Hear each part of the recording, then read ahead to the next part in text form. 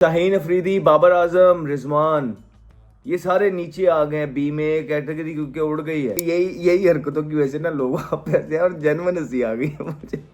अब शादाब खान किस परफॉर्मेंस पे बी पे हैं ये मुझे कोई बता दें। वो तो यार खेल ही नहीं रहे हैं यार।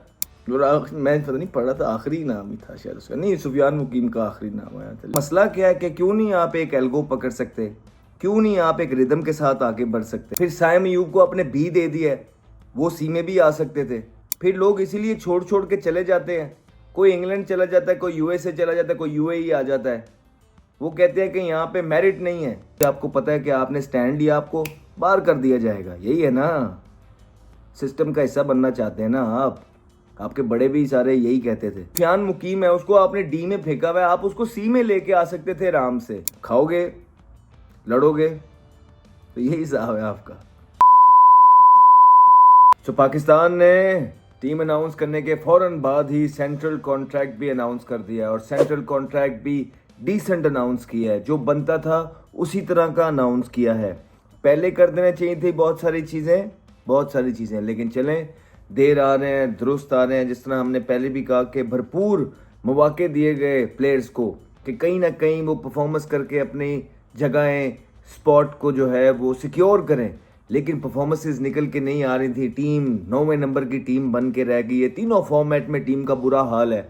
और जब टीम अच्छा खेलती है तो सेंट्रल कॉन्ट्रैक्ट्स बढ़ते हैं, जब प्लेयर परफॉर्मेंस करते हैं तो सेंट्रल कॉन्ट्रैक्ट बढ़ते हैं। माशाल्लाह 60-60, 65-65 लाख, 50-50 लाख भी इनके सेंट्रल कॉन्ट्रैक्ट के जो लेयर्स हैं वो इन्होंने एंजॉय किए हैं प्लेयर्स ने, बगैर किसी परफॉर्मेंस दिए हुए भी। हमारे ए कैटेगरी के जो प्लेयर थे वो 55-60 लाख रुपया महाना ले रहे थे, और टीम का हाल था कि 9वें नंबर पे है। टीम 9वें नंबर पे लाके छोड़ी हुई थी। तो अब आके कहीं पाकिस्तान क्रिकेट बोर्ड को, या मैं ये कहूँ कि सिर्फ आकिब जावेद को ख्याल आ रहा है ये सारी चीज़ें करने का। अभी जो स्पेशली ये जो ट्रायंगुलर की और एशिया कप की टीम अनाउंस की है, उसमें जो यंगस्टर इंडक्ट किए हैं उसका, और उसके बाद जिस तरह अब सेंट्रल कॉन्ट्रैक्ट में भी जो ए कैटेगरी थी वो ख़त्म ही कर दी, वो उड़ा के रख दी। मैं कहो पे जे ताड़े दे प्लेयर। ये हालात हैं, ये चीज़ें हैं, रियलिटी ये है। बड़ा आसान है सोशल मीडिया पे बॉट्स खरीद के चीज़ें कर देना, कैंपेन्स उड़वा लेना और अपने आप को पता नहीं क्या साबित कर देना। और कुछ लोग वो इसी चक्रों में, क्योंकि उन्हें पता लग जाता है कि पैसे लग गए हैं एजेंसियों को, तो वो आपकी हक में बोलने लग जाते हैं। और जैसे ही वो हक में थोड़ा बहुत बोलते हैं, आपकी एजेंसी उठा के उन्हें जो है ना फॉर यू पे ले आती हैं, उनकी वीडियो वायरल कर देती हैं। तो ये इसलिए जो है आपने हंगामा भरपा किया होता है। लेकिन रियलिटियाँ ये हैं कि लोगों को, पाकिस्तान को, दुनिया को सारी चीज़ों का इल्म हो गया कि आपके प्लेयर, किसी एक दो की बात नहीं कर रहा, बिल्कुल नहीं, एक दो की नहीं, सबकी परफॉर्मेंसेस क्या थी। इसकी वजह से ए कैटेगरी को उन्होंने उड़ा के रख दिया है। ओ जा रही ताड़ी ए कैटेगरी। तो अभी बी भी मेरा ख्याल है कि इन्होंने जो बी कैटेगरीज भी दी हैं प्लेयर्स को, वो भी उसमें भी जो है ना ये आसान ही कर गए हैं कि यार अगर बी भी नहीं देंगे तो क्रिकेट भी तो आगे चलानी है ना, किसको दें बी, किसको दें। हालांकि ऐसे प्लेयर नीचे हैं जिनको आप ऊपर लेके आ सकते थे। लेकिन चले, देर आए दुरुस्त आए कि परफॉर्मेंस बेस कॉर्पोरेट वर्ल्ड में जिस तरह होता है उसी तरह चीज़ें चलनी चाहिए। और पाकिस्तान क्रिकेट टीम के और प्लेयर्स की परफॉर्मेंस ज़ीरो है, ज़ीरो, कोई परफॉर्मेंस नहीं थी। सीनियर्स की स्पेशली मैं बात कर रहा हूँ। हाँ, यंगस्टर्स जो आ रहे हैं वो उभर के आ रहे हैं, वो अच्छे यंगस्टर्स हैं, परफॉर्मेंस कर रहे हैं, आगे पोटेंशियल शो कर रहे हैं, अच्छे स्ट्राइक रेट के साथ क्रिकेट खेल रहे हैं, आगे लेके जा सकते हैं पाकिस्तान की क्रिकेट टीम को, बिल्कुल उनके अंदर पोटेंशियल है।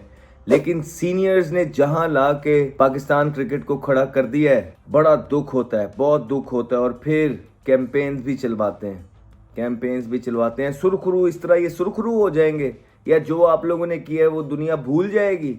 ऐसा नहीं हो सकता।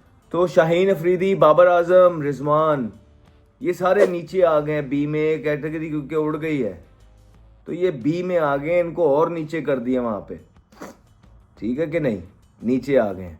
फिर नसीम शाह को तो वहाँ से भी उड़ा के फेंका है उन्होंने, सी में ही डाल दिया यार। यार अगर नसीम शाह को आपने सी में डाला है तो और भी बी कैटेगरी में भी इस तरह के परफॉर्मर्स पड़े थे कि जिनको आप सी में डाल सकते हैं, फिर उनको भी सी में फेंकना था ना। फिर आप बस यहाँ पे थोड़ा सा ये जो करते हैं ना कि सबको एक जैसा ट्रीट किया करें फिर, क्योंकि साहब परफॉर्मेंस जब की थी तो परफॉर्मेंस सबने ही की थी, जब नहीं की थी तो सबने ही नहीं की थी। तो फिर और भी नीचे लेके आते कुछ आध प्लेयर्स जो थे आपके बी के अंदर, और नीचे आ सकते थे और यंगस्टर्स प्रमोट हो सकते थे। All I am trying to say this. खैर एनीवेज, ठीक चीज़ें हो रही हैं। फिर जिस तरह आप देखिए कि शादाब खान बी में है। अब शादाब खान किस परफॉर्मेंस पे बी पे हैं ये मुझे कोई बता दें। वो तो यार खेल ही नहीं रहे हैं यार, वो तो खेले ही कुछ नहीं है। वो पहले बगैर परफॉर्मेंस के पाकिस्तान टीम में आते हैं, ठीक है, और उसके बाद बगैर परफॉर्मेंस के वो वाइस कप्तान बन जाते हैं। उसके बाद यार वो खेले कुछ नहीं, वो इंजर्ड हैं, अल्लाह उन्हें जल्दी ठीक करे। लेकिन वो अभी इंजर्ड पड़े हैं, पता नहीं कितनी देर लगती है, उनको बी कैटेगरी दे दिया आपने, बी कैटेगरी नवाज दी उन्हें। ऐसा क्या चक्कर है? फिर इसलिए लोग कहते हैं कि जो पाकिस्तान क्रिकेट बोर्ड में ये सारी चीज़ें, ये नेपोटिज्म की जो बातें होती हैं, वो फिर इन्हीं वजह से तो होती हैं, इन्हीं वजह से था कि किस चक्कर में बी कैटेगरी दिया आपने। वो तो इंजर्ड पड़ा हुआ है और खेला भी कोई नहीं। फिर इसी वजह से कहते हैं कि फ्रेंचाइजीज के जो कोचेस वगैरह होते हैं उनका पाकिस्तान क्रिकेट टीम से कोई लेना देना नहीं होना चाहिए। इसी वजह से कहते हैं कि माइक हेसन कोच हैं और उनका एक सिलेक्टर जो है हसन चीमा साहब, वो भी बैठे हुए हैं सिलेक्शन कमेटी के अंदर इस्लामाबाद यूनाइटेड के। तो शायद इसलिए ये सारी चीज़ें की जा रही हैं। फिर हारिस रऊफ ये वो, फिर ये नो इन पे भी सारी बातें होना है। एक आधी चीज़ की वजह स्टार्ट हो जाती कि ठीक है जी परफॉर्मेंस तो उनकी भी कुछ नहीं है। तो इस वजह से ये सारी चीज़ें होती हैं। इस वजह से लोग आपको नेपोटिज्म का ताना देते हैं कि आप ये चीज़ें कर रहे हैं कि बगैर किसी परफॉर्मेंस के आपने उसको बी कैटेगरी दे दी यार। इसलिए क्योंकि उनके जानने वाले कोई पाकिस्तान क्रिकेट बोर्ड में होते हैं या उनकी फ्रेंचाइज से जो लोग सिलेक्शन कमेटी में बैठे हुए हैं, जिनकी वो कप्तान है पिछले 8 साल से या 6 साल से, या उसी कप्तान का जो फ्रेंचाइज का कोच है वो पाकिस्तान क्रिकेट टीम का भी कोच है, या ये वजह है?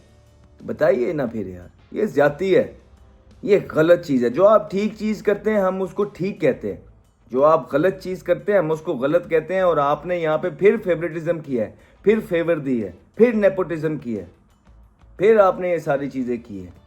That is wrong. फिर उसके बाद आपने जो फारिग किया सुफियान मुकीम है उसको आपने डी में फेंका हुआ है। आप उसको सी में लेके आ सकते थे आराम से, उसको कॉन्फिडेंस देने के लिए। इन लोगों को फाइनेंशियल एस्पेक्ट की ज़रूरत है, इन बच्चों को पैसे चाहिए।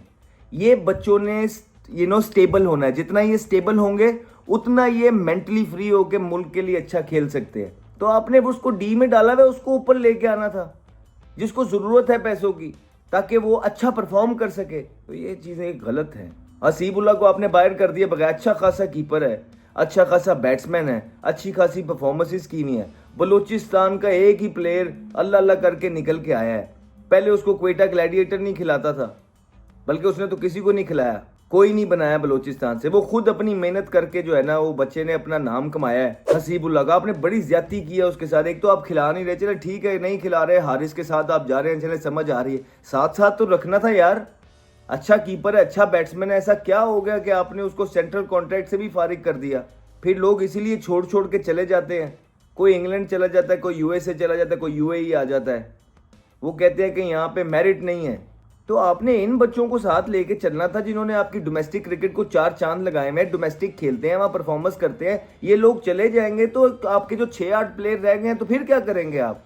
कौन खेलेगा डोमेस्टिक? फिर तो आप खुद ही जो है ना आके बॉलिंग कर लें, बैटिंग कर लें, कीपिंग कर लें, सारी चीज़ें खुद कर लें आप लोग आके। जो पाकिस्तान क्रिकेट बोर्ड में बैठे हुए जो ये डिसीजन लेते हैं, गलत किया आपने। हसीबुल्ला को डालना चाहिए था आपको, उसको देना चाहिए था आपको कॉन्ट्रैक्ट। तो कुछ चीज़ें आप ठीक करते हैं, वो चीज़ें ठीक करते हैं, उसके चक्करों में आप जो है ना 2-3 न्यू पीछे नीचे से रंगबाजी लगा जाते हैं।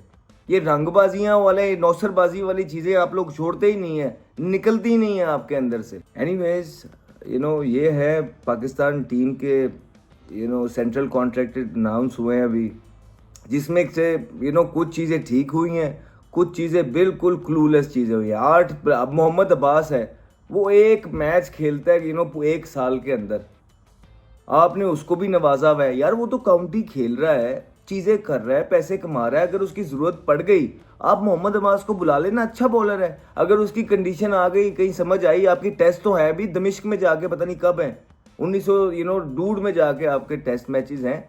तो अगर उसकी कभी ज़रूरत मोहम्मद अब्बास की आपको पड़ भी गई तो उसमें तो बड़ा टाइम है। और तो आपने बुलाना हो तो बुला लेना, अदरवाइज वो उसके काउंटी में कॉन्ट्रैक्ट्स चल रहे हैं, वो खेल तो रहा है काउंटी, वहां से पैसे कमा तो रहा है, तो ये किसी यंगस्टर को दे देने थे ना, ताकि वो क्रिकेट ना छोड़ दे बेचारा, उसकी घर का चूल्हा ना बंद हो जाए कहीं पे, वो उसके बिजली के बिल देने के उसके पास पैसे हों, वो अपनी बहन भाइयों को सपोर्ट कर सके, स्कूल की फीसें दे सके, वो अपने माँ बाप के लिए कपड़े लेके आ सके, वो अपने पेरेंट्स को, अपनी फैमिली को या घर का किराया दे सके, वो इस मुश्किल हालातों के अंदर अपने फैमिली को जो है सरवाइव करवा सके, उनको दे देने थे ना जिनके पास नहीं है। आपने उनको दिए में जो साल में एक मैच खेलते हैं, उम्रें देखे, कोई एहसास नाम की चीज़ नहीं है आप में यार। गरीबों को आप ख्याल नहीं रखते, डोमेस्टिक के प्लेयर्स का ख्याल नहीं रखते, वही जो ऑलरेडी स्टैब्लिश है या खेलते भी नहीं जो पाकिस्तान से, उन्हीं को आप दिए जा रहे हैं साल में एक मैच जिन्होंने खेलना होता है।